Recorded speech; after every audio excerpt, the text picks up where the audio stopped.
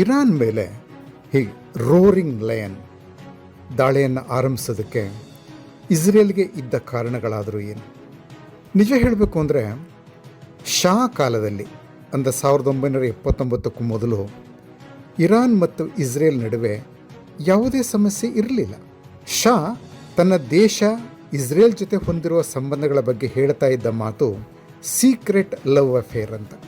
ಆದರೆ ಯಾವಾಗ February 1979ರಲ್ಲಿ ಇರಾನ್ನಲ್ಲಿ Islamic ಕ್ರಾಂತಿ ಆಗಿ ಆಯತುಲ್ಲಾ ರುಹುಲ್ಲಾ ಖೊಮೇನಿ ತಮ್ಮ ಮೂಲಭೂತವಾದಿ ಸರ್ಕಾರವನ್ನು ಸ್ಥಾಪಿಸಿದರೋ ಆಗ ಇರಾನ್ ತನ್ನ ಇಸ್ರೇಲ್ ನೀತಿಯನ್ನು ಸಂಪೂರ್ಣ ಬದಲಾಯಿಸಿ ಆ ಯಹೂದಿ ರಾಷ್ಟ್ರವನ್ನು ಮೂಲೋತ್ಪಾಟನೆ ಮಾಡೋದು ತನ್ನ ಗುರಿ ಅಂತ ಹೇಳಿತು.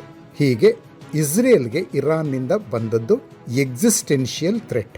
ಜೊತೆಗೆ ಇರಾನ್ನ ಸುತ್ತಮುತ್ತ ಲೆಬನಾನ್ನಲ್ಲಿ ಹೆಜ್ಬೊಲ್ಲಾ ಮತ್ತು ಗಾಜಾದಲ್ಲಿ ಹಮಾಸ್ ಮತ್ತು ಇತ್ತೀಚೆಗೆ ಯೆಮೆನ್ನಲ್ಲಿ ಹೂತಿಗಳನ್ನು ಇರಾನ್ ಕಟ್ಟಿ ಬೆಳೆಸಿ ಸಾಕ್ತಾ ಇದೆ. ಹೀಗಾಗಿ ಆ ಮೂರೂ ಭಯೋತ್ಪಾದಕ ಸಂಘಟನೆಗಳು ಇಸ್ರೇಲ್ ವಿರುದ್ಧ ಎಂಥೆಂಥ ಕುಕೃತ್ಯಗಳನ್ನು ನಡೆಸ್ತಾ ಇವೆ ಅನ್ನೋದನ್ನು ನಾವೆಲ್ಲರೂ ನೋಡ್ತಾನೇ ಇದ್ದೀವಿ.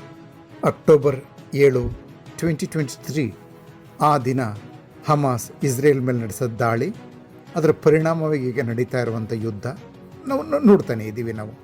ಹೀಗಾಗಿ ಇರಾನ್ ತನ್ನ ಒಂದು ಅಸ್ತಿತ್ವಕ್ಕೆ ಅಪಾಯಕಾರಿ ಅಷ್ಟೇ ಅಲ್ಲ, ದಿನನಿತ್ಯವೂ ತನಗೆ ಒಂದಲ್ಲ ಒಂದು ಕಿರುಕುಳವನ್ನು ಕೊಡ್ತಾನೇ ಇರ್ತದೆ ಅನ್ನೋ ಕಾರಣಕ್ಕಾಗಿ ಈ ಒಂದು ಎಪಿಸೆಂಟರ್ ಆಫ್ ಟೆರರ್ ನಿರ್ಮೂಲನ ಮಾಡಬೇಕು ಅಂತ ಹೇಳಿ ಇಸ್ರೇಲ್ ಹಿಂದೆಯೂ ಪ್ರಯತ್ನ ಮಾಡೋದುಂಟು.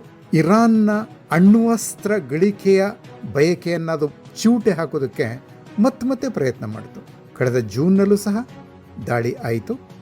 ಮತ್ತು ಈಗ ಕಳೆದ ಜನವರಿನಲ್ಲಿ ಇರಾನಿ ಜನತೆ ದಂಗೆ ಇದ್ದಾಗ ಇಸ್ರೇಲ್ಗೆ ಒಂದು ದೊಡ್ಡ ಅವಕಾಶ.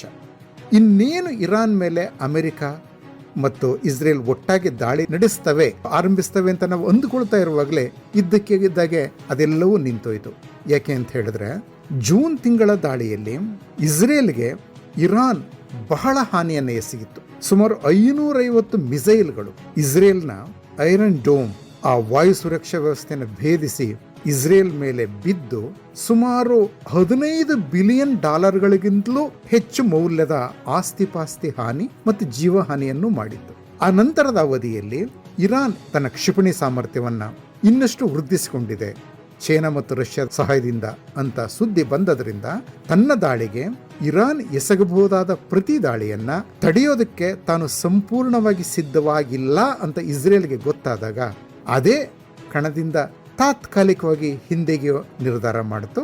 ಆ ಪ್ರಕಾರ ಡೊನಾಲ್ಡ್ ಟ್ರಂಪ್ ಸಹ help is on the way ಅಂತ ಹೇಳ್ತಾ ಇದ್ದವರು ಸುಮ್ಮನಾಗ್ಬಿಟ್ರು. ಕೊನೆಗೆ ಇನ್ನು ಕಾಯೋದಕ್ಕಾಗೋದಿಲ್ಲ, ನಾವು ಇರಾನ್ನ ಒಂದು ಪ್ರತಿದಾಳಿಯನ್ನು ತಡೆಯೋದಕ್ಕೆ ಅಗತ್ಯವಾದಂಥ ಒಂದು ಸಾಮರ್ಥ್ಯವನ್ನು ಗಳಿಸ್ಕೊಂಡಿದ್ದೀವಿ ಅಂತ ಇಸ್ರೇಲ್ಗೆ ಮನವರಿಕೆ ಆದಮೇಲೆ ದಾಳಿ ಆರಂಭ ಮಾಡಿವೆ. ಇದು ಯುದ್ಧಕ್ಕೆ ಇಸ್ರೇಲ್ ಪರವಾಗಿ ಇರಬಹುದಾದ ಕಾರಣ.